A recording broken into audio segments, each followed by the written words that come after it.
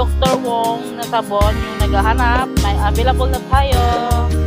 Sige, salamat. That is more.